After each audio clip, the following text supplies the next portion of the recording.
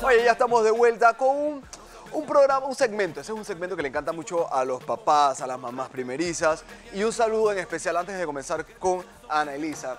Para Mar Victoria, que hoy su hijo cumple 5 años. Ian Mar Victoria, alias Mar Viduca, el número 5 del Orión. Gran jugador de fútbol y de seguro tu hijo va a seguir los mismos pasos, los grandes pasos que has seguido tú. Dice que está siempre pendiente y en sintonía de Ají. Así que el tema que viene es para ti, porque tú eres es su primer niño, su primer chiquito. Así tiene que estar pendiente. De seguro te va a interesar los procesos de memoria de tu hijo. Analiza, ¿qué son los procesos de memoria en los niños? Fíjate que nuestro cerebro tiene la capacidad para almacenar mucha información. Bastante, más de la que debiera. Más de la que debería. Y en algunos momentos uno necesita la información y no la puedes recuperar con facilidad. Como cuando tratas de acordarte el nombre de alguien. Así como en hace un momento. ¿Dónde dejaste la llave? O dónde es el gafete. Exactamente, así es. Y entonces cuando un niño nace, como el cerebro está bien inmaduro, entonces hay todo un proceso de estimulación externa que nosotros realizamos para ese cerebro, para ese niño, que va a ayudar a que esa persona pueda ir memorizando información con mayor facilidad o con mayor dificultad. O sea, que desde que el niño nace, ya entonces empezamos a estimular esa partecita de esa gran parte de nosotros que es el cerebro. Exactamente. Entonces, la información entra al cerebro a través de los ojos, de los oídos, del tacto, de las sensaciones, pero por eso es que uno puede ver que un bebé puede escuchar la voz de su papá, por ejemplo, o de la gente que estaba alrededor de su mamá cuando ella estaba embarazada, y ese bebé recuerda la información auditiva y entonces responde a la estimulación externa. Nace ese bebé y escucha la voz del padre, por ejemplo, y entonces voltea porque es un sonido que conoce. Familiar. Exactamente. Entonces, cuando estamos hablando de los procesos de memoria, es muy importante saber que los olores son los recuerdos más antiguos que uno puede almacenar. ¿Ah, sí? No sabía. Así es. Cuando las personas adultas tienen situaciones traumáticas donde hay derrames cerebrales o si hay un accidente, la persona queda en coma, por ejemplo, o por alguna razón está en coma, en muchas ocasiones los olores son lo que puede hacer que la persona despierte o los sonidos que le recuerden emociones que le hacen muy feliz y ayudan a que el sistema otra vez se restablezca. O sea que no estoy tan loco como yo pensaba. Porque realmente cada etapa de mi vida pues tiene un olor característico. Y siempre pues, la gente se reía, ¿no? Por lo menos mi época me trae recuerdos. Mi época estudiantil en la universidad per se me recuerda a cigarrillos húmedos pisados. Es un olor característico de Francia, de París, porque la gente fuma mucho. Tira las colas de cigarrillos en la calle. Cuando la pisas, tiene un olor particular. Entonces, ese era tu olor, era mi olor de cada mañana, camino a la universidad. Cigarrillos pisados. Entonces, luego tengo una etapa que era en el barco. Olía una especie de humedad con curry. Algo bastante raro, pero era que había mucha población de la India. Y dentro del barco pues se vive un ambiente bastante húmedo. Entonces, uno siempre va a tener este tipo como de recuerdos. Exacto. Y eso es importante saberlo porque, por ejemplo, hay estudios que muestran como un bebé cuando nace, si le ponen un algodón con leche materna y del otro lado de su cabecita le ponen un algodón con alcohol, el bebé que es producto de una madre o de un padre alcohólicos o que han tomado alcohol durante el embarazo, ese bebé voltea la cabeza y huele el algodón que tiene alcohol y no el que tiene leche materna. Exactamente. Entonces, nuestro cerebro tiene una gran capacidad para almacenar información. Por eso es que hay que tener mucho cuidado a qué información expones ese cerebro.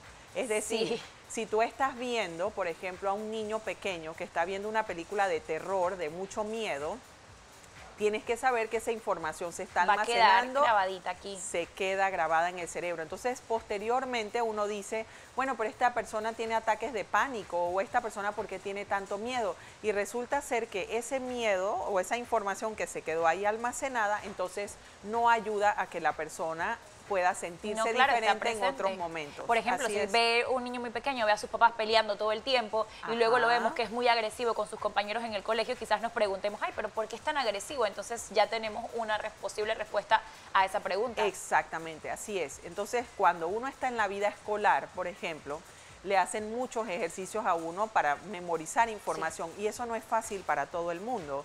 De hecho, es bueno memorizar información, pero también tienes que comprender la información. O sea, no queremos tener unos niños que pueden repetir todo de memoria, pero en realidad no entienden nada ni les interesa lo que están aprendiendo. Podemos superar esos baches, Anelisa, porque yo me acuerdo cuando estaba en la escuela en primaria, yo era la repetidora ideal, porque cuando tenía que estudiar, me aprendía todo muy de memoria y por supuesto iba a paz y sacaba 5, pero 4 días después no tenía idea de realmente qué era lo que había estudiado. Entonces estos procesos son negativos tanto para el cerebro del pequeño como para la educación per se. Exacto, porque no ayudas al niño a que pueda profundizar en el aprendizaje de la información. Todos tenemos una capacidad para memorizar información auditivamente, para memorizar información visualmente, y otra información la memorizamos a través de los movimientos, del movimiento y del tacto, ¿no? A través del propio cuerpo. Entonces, por ejemplo, una persona que le resulta muy fácil aprenderse una poesía, tal vez se la aprende súper fácil si lee la poesía. Esa persona tiene memoria visual. Hay otra persona que si escucha la poesía, entonces se la puede memorizar más rápidamente. Y cuando uno aprende a identificar en un niño cuál es la forma más fácil en que se puede memorizar la información, es importante que utilices esa estrategia para ayudarlo en el proceso de estudio, para que facilitarle que aprenda las cosas, pero a la vez debes saber que necesitas reforzar la información a través de otro medio. Con otros sentidos, de alguna manera. ¿Qué consejo le darías tú a los padres? Porque yo sé que hay muchos papás que de repente se sientan a estudiar con sus hijos y ven que el niño no memoriza como ellos quisieran que se aprendiera, inmediatamente empiezan a decir, no, pero es que este niño es muy brutito. Estoy usando una palabra que sé que es un poco ofensiva, pero la he escuchado a algunos papás y se forma esta tensión que yo creo que lo que hacen es agravar un poco más la situación del pequeño y hacerlo que se frustre también. Exacto, que es justamente lo que no queremos, porque ya está comprobado científicamente que cuando hay emociones positivas en el cuerpo, se liberan sustancias que ayudan a que el cerebro pueda capturar información y memorizar la información de una manera más rápida. Entonces, si tú estás estudiando con ese niño y le estás gritando, y con lo estás la chancleta, regañando, pues no. y lo estás presionando o extorsionando con eso de que si no escribes eso, entonces no vas a comer o entonces no vas a ver televisión. Entonces eso produce unas sustancias en el cerebro que no ayudan a que la persona pueda memorizar más fácilmente. Así que lo que nosotros recomendamos hacer a los padres es que cuando estás jugando con ese niño, hagas juegos donde el niño tenga que practicar memorizar algunas cosas. Por ejemplo, cuando juegas un juego de mesa, tienes que memorizar o entender y comprender las reglas para jugar ese juego de mesa. Cuando te sientas con un niño a jugar juegos de memoria, donde pones una tarjetita con una figura y la otra la escondes y las doblas y tienes que revolverlas y adivinar a dónde estaba la que para habías que gane visto como primero. Concentración. Exacto. En ese momento estás haciendo ejercicios para estimular la memoria visual. Si empiezas a ayudarle a estimular la memoria auditiva, entonces lo que vas haciendo es que le cuentas una historia y después le pides que te cuente la historia, que la repita. Le enseñas un poema y después le pides que repita el poema. Si vas en el carro, por ejemplo, que vea los números de las placas de los carros y que jueguen a que el niño cierre los ojos y repita los números. Y lo adivine. Exactamente. ¿Qué pasa con los niños? Y en la parte olfativa también puedes jugar a cerrar los ojos y adivinar.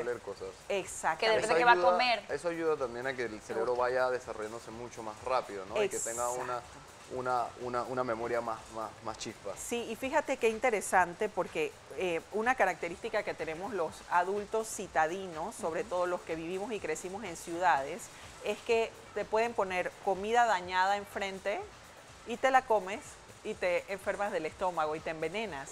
Los animales no hacen eso, ellos huelen y se dan cuenta si algo no se lo deben comer y simplemente no se lo comen.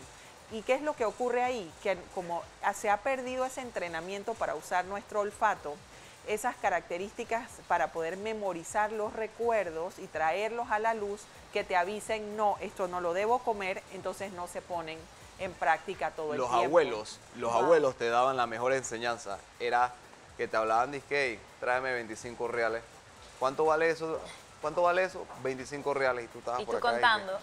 Esa era la... Ahí sí te avispaban de una A vez. mí me gustaría que habláramos, Anelisa, ya sé que bueno, se nos acaba el tiempo, gracias por acompañarnos en estos temas de los procesos de memoria y cómo ayudar a nuestros niños a crecer y a desarrollarse de la mejor manera, son súper interesantes.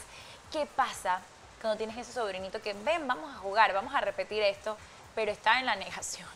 no quiero repetir. Ven, vamos a contar 1, 2, 3 y empieza a contar 8, 15, como realmente él quiere. Es un problema pues de atención. Ahí vamos a darles próximamente algunos consejitos en este tema con esos niños rebelditos ahí que se ponen que no quieren repetir. Gracias, Annalisa, por estar con nosotros esta mañana. Nosotros vamos a avanzar. Si usted quiere tocar un tema específico también con Annalisa, señor, lo puede hacer. Cuéntenos en @laGDTuVida que le gustaría que tocáramos también, que ella siempre está dispuesta a hablar de diversos temas que tengan que ver con nuestros pequeños.